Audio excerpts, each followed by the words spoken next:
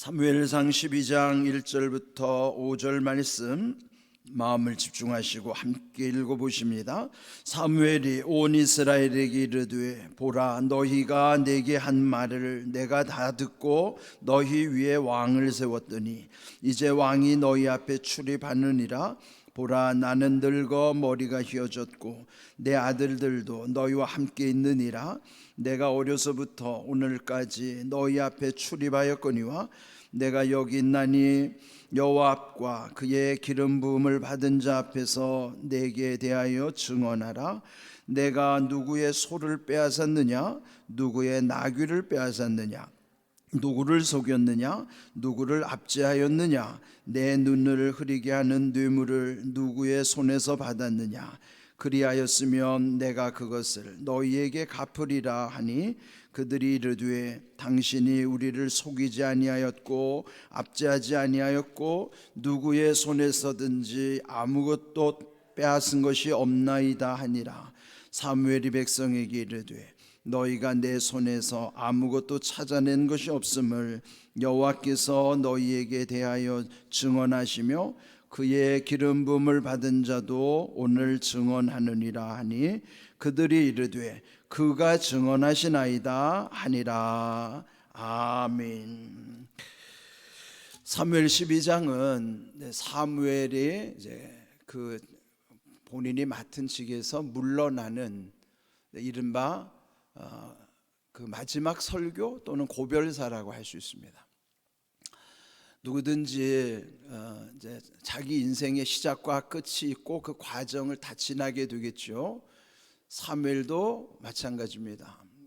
이제 7장에서부터 사무엘의 공식적인 활동이 시작이 됐고, 물론 이제 사무엘 상하를 통해서도 거기에 사무엘에 보이지 않는 영향력이 있지만은 어찌하든지 공식적으로는 이 12장이 사무엘의 고별사에 해당되는 말씀이에요. 그런데 이제 사무엘은 역사적으로도 좀 아주 특별한 위치를 차지하는 인물이죠. 지금 이 사무엘의 시대는 그 사사시대, 사사라고 하는 것은 그들이 가나안 땅에 들어오면서부터 이제 왕이 세워지는 초대왕 사울이죠. 사울의 왕권 시대까지 한 350여 년 또는 400년 그 기간이 사사시대라고 그래요. 그는 이제 왕이 아니라 사사라는 것은 백성들의 그 옳고 그름을 판결해 주는 재판관의 역할이라든지 또는 나라가 위기에 빠지면은 전쟁의 일선에 나가서 싸우는 역할, 그런 역할을 했던 인물들이 사사라고 하는 지도자였어요. 그렇게 보면 이 사사 시대의 마지막 사사가 사무엘이고, 그 다음에 이후에는 이제 선지자 시대로 들어가거든요. 그래서 선지자로서의 첫 번째 선지자, 그가 사무엘이에요. 그러니 사사 시대의 마지막 마침표를 찍고 새 시대를 열어가는데 첫 번째 선지자로서 그 문을 열어주는 역할을 했던 인물이 이 사무엘이죠. 마지막 사사임과 동시에 첫 번째 선지자라고 할 수 있는 인물이 사무엘입니다. 그래서 이제 이 사무엘이 자기의 시대가 다 끝난 것에 대해서 나름대로 누구든지 어떤 직을 맡았든지요. 우리나라도 뭐 정치적으로 보면은 지도자들의 다 선출직들은 거기에 대한 그 끝나는 날이 오잖아요. 뭐 대통령도 마찬가지고 국회의원도 마찬가지고. 올해 우리나라도 이제 총선이 있는 해인데 그렇게 보면은 어떤 평가를 받게 되는 것이죠. 그는 본인이 원하든 원치 않든 간에 비교 대상이 될 수밖에 없고 평가받을 수밖에 없는 것이에요. 이 사무엘도 이제 자기가 마지막 사사로서의 그 역할을 다하면서 이제 오늘 이 본문에 보면은 증언한다는 말씀이 나와요. 증언이라는 것은 일종의 하나의 평가라고 할 수도 있어요. 그런데 이제 여기 1절을 보시면은 사무엘이 온 이스라엘 백성에게 말하기를 보라, 너희가 내게 한 말을 내가 다 듣고 너희 위에 왕을 세웠더니, 그 왕이 지금 세워진 첫 번째 왕 사울이에요. 그러나 왕을 세우는 것은 하나님의 뜻이 아니었고 하도 백성들이 간청했기에 그냥 하나님도 어쩔 수 없어서 그들의 요구를 지금 들어주신 것이죠. 또 그들의 요구에 최상의 인물이 지금 다윗이 뽑힌 거예요. 그래서 이제 이 다윗 왕이 세워졌기 때문에 그러면 이제 자기는 물러나 줘야 되는 거예요. 그러면서 여기에 2절 이제 왕이 너희 앞에 출입하느니라. 그 출입한다는 건 통치한다는 뜻이에요. 왕이 통치함으로 또 한편으로는 나는 늙어 머리가 휘어졌고 이제 사무엘도 나이가 많아져서 물러날 때가 된 거예요. 그러므로 3절 내가 여기 있나니 여호와 앞과 그의 기름 부음 받은 자 앞에서, 즉 하나님 앞에서 또 기름 부음을 받았다는 건 누구의? 왕이죠. 그러니까 이 세워진 사울 왕 앞에서, 그러면은 하나님 앞에서 사울이 왕으로 세워졌으니 그 앞에서 백성들에게 증언하게 하는 거예요. 그 앞에서 내게 대하여 증언하라. 백성들에게 증언하라고 말하는 거예요. 그럼 백성들이 이 사무엘을 어떻게 평가할 것인가? 근데 여기서 사무엘이 5가지를 묻습니다. 그 5가지 기준을 백성들에게 그 질문을 던지는 거예요. 그가 활동하는 기간 동안에 내가 누구의 소를 빼앗았느냐? 소라는 것은 보통 평민들 중에서는 그래도 그 집의 재산 목록 거의 1호에 가까운 거예요. 소라는 것은 가난한 사람에게 소라고 하는 것은 큰 재물이죠. 그런데 사무엘은 자기 재임 기간 동안에 누구라도 그 집에 귀하게 여기는 소를 빼앗은 적이 있는가 반문하는 것이죠. 두 번째로 또 내가 누구의 나귀를 빼앗았느냐. 나귀라고 하는 것은 오늘날로 말하면요 자가용에 해당하는 거예요. 옛날에 귀족들은 이런 나귀를 타고 다녔거든요. 평민은 탈 수 없는 나귀라고 하는 것은 이제 높은 사람들, 잘 사는 사람들이 이제 자기 신분을 과시하기 위해 탔던 것이 나귀를 타고 다니는 거예요. 그러면 이제 오늘날로 말하면은 자가용이죠. 그러니까 이 사무엘은 내가 누군가의 나귀를 빼앗은 적이 있느냐. 그러니까 이런 것은 지도자에게 있어서는 뭐예요? 탐심에 해당하는 거예요. 그런데 되게 어느 정도 직위에 올라가면은 뭔가 자기가 차별을 뭔가 좀 특별하다는 것을 과시하기 위해서 뭔가 이렇게 남의 것을 탐하기도 하고 은근히 압력을 줘서 빼앗기도 하고 그러는 것이죠. 자, 그 다음에 세 번째로 보면은 누구를 속였느냐, 또 네 번째 누구를 압제하였느냐, 다섯 번째 내 눈을 흐리게 하는 뇌물을 누구의 손에서 받았느냐. 네, 이것은 공직을 맡은 지도자들. 사무엘은 사사로서, 그 사사는 그 당시 최고 지도자라 할 수 있죠. 요즘 오늘 우리나라로 말하면은 대통령을 비롯한 모든 공직자들에 해당하는 말이에요. 그런데 되게 보통 공직에서 얻은 자기의 그 월급만을 가지고는요 재산이 막 몇십억씩 될 수가 없어요. 평생을 벌어도 어떻게 재산이 몇십억이 나와요. 근데 대체로 공직을 맡은 사람들의 재산을 보면은 몇십억, 몇백억씩 돼요. 그러면 일반 국민들은 이해 못하죠. 저거 다 어디서 다 이런 식으로 빼앗아서 착복해서 얻은 재물일 거다. 아니 어떻게 검사라는 사람들이 재물이 막 몇십억, 몇백억씩 나와요? 이거는 보통 사람이 계산으로 해도 나오지가 않는 거예요. 그렇다면 우리나라는요 공직자들이 재산이 몇십억, 몇백억이 된다는 거는 그만큼 우리나라가 부정부패가 심한 나라라는 거예요. 그게 우리나라가 이렇게 공의대로 이루어지지 않는다는 것을 증거하는 것이죠. 사무엘이 말한 기준을 보면은 자기는 공직자로서 떳떳한 거예요. 양심의 거리낌이 없는 것이죠. 이렇게 그가 말할 수 있는 것. 자, 그런데 백성들이 이제 4절에 대답하는 거예요. 당신이 우리를 속이지 아니하였고 압제하지 아니하였고 또 누구의 것인들 빼앗은 것이 없나이다. 백성들도 다 인정하는 겁니다. 사무엘이 당시 최고의 지도자로서 백성들에게 누군 거를 탐한 적도 빼앗은 적도 속인 적도 없다는 거예요. 지도자로서는 아주 훌륭하게 모든 것을 잘한 것이죠. 근데 이런 지도자를 일컬어서 우리가 흔히 말하는 청렴결백이라고 하는 거예요. 청렴결백이라는 말이 공직자들이 흔히 쓰는 말이지만 사실은 그렇게 되기 쉽지 않아요.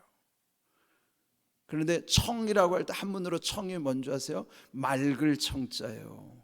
렴은 검소하다는 뜻이고 결은 깨끗하다는 뜻이고 백은 그래서 하얗다는 거예요. 투명하다는 거죠. 그래서 청렴결백이라는 것은 그의 성품이나 행실에 있어서 아주 맑고 깨끗함으로 허물이 없는, 거리낌이 없는 것을 말하는 거예요. 근데 과연 자기가 맡은 직분에 있어서 이렇게 그 성품이나 행실에 있어서 거리낌이 없을 수 있을까요? 지도자는 이 마음에 거리낌이 없어야 돼요. 그러려면 탐심을 이길 수 있어야 되지 않겠어요? 이거는 인간의 본능이기 때문에 이기기가 어렵습니다. 자기 힘으로는 안 되는 거예요. 이거 이길 수 있으려면 어떻게 해야 될까요? 하나님을 두려워하는 것만이 답이에요. 하나님을 두려워하는 사람은 이런 거 이길 수 있어요. 근데 하나님을 두려워하지 않으면 이런 거 이길 수가 없습니다.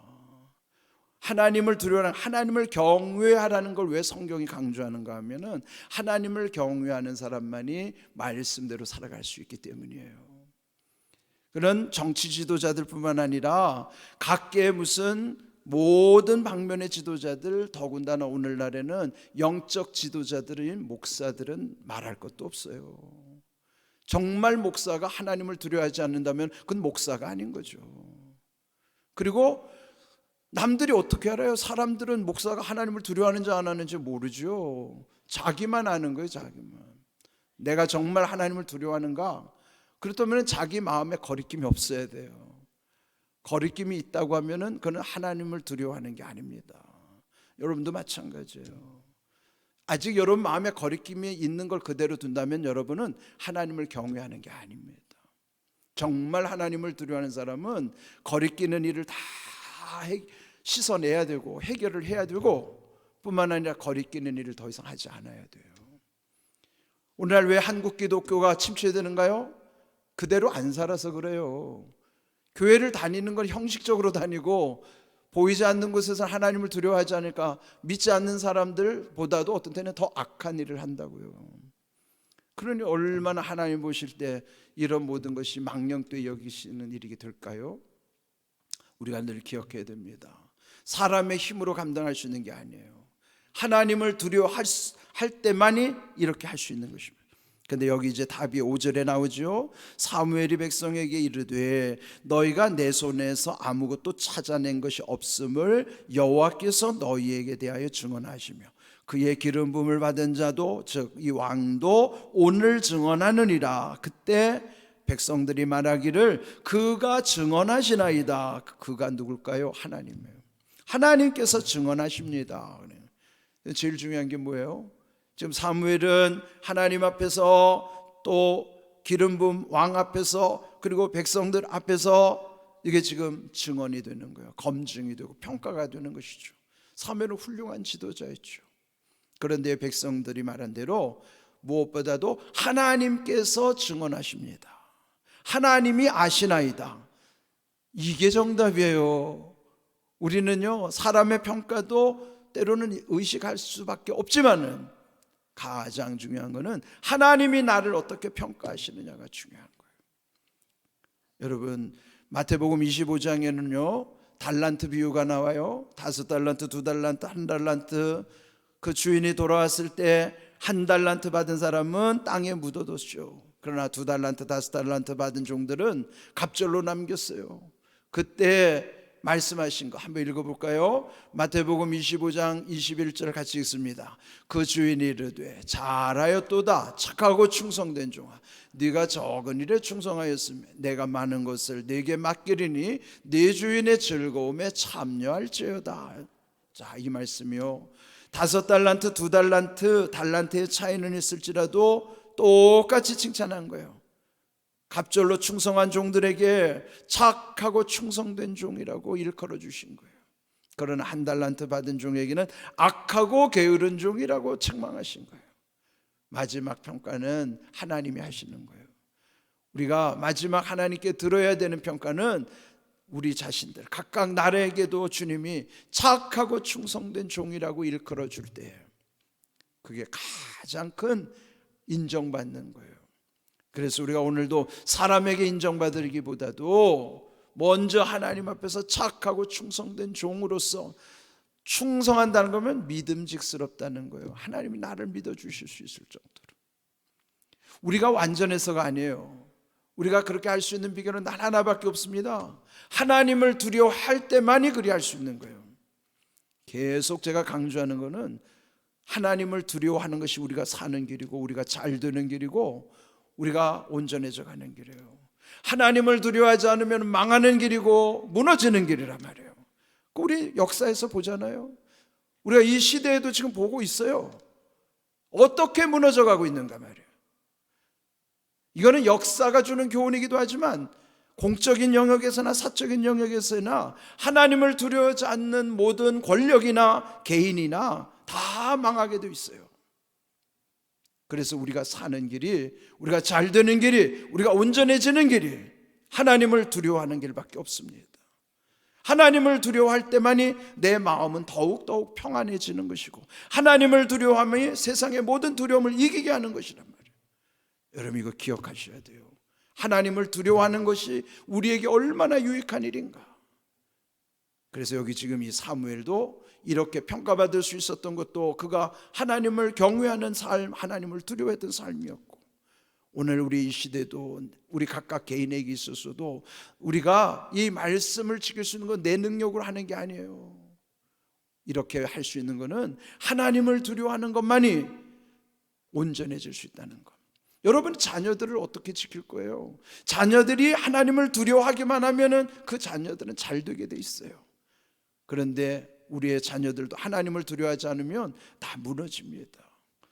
사는 길, 잘 되는 길, 온전한 길이 하나님을 두려워하는 것을 기억하시고, 이 사무엘이 평가를 마지막 하나님, 그분이 하나님이 증언하시느니라고 말씀하신 것처럼 마지막 우리의 평가는 하나님이 하신다는 것 기억하시고, 우리 모두가 마지막 주님 앞에서 착하고 충성된 종아라고 칭해 주시는 최고의 찬사, 그러려면 우리가 항상 주님의 은혜 안에 있으면서 이렇게 말씀 앞에 더욱 진실하고 겸손해야 된다는 사실을 기억하시고, 말씀대로 이루시는 은혜와 복이 우리 가운데서 평생토록 이어질 수 있기를 주님의 이름으로 축복합니다. 아멘.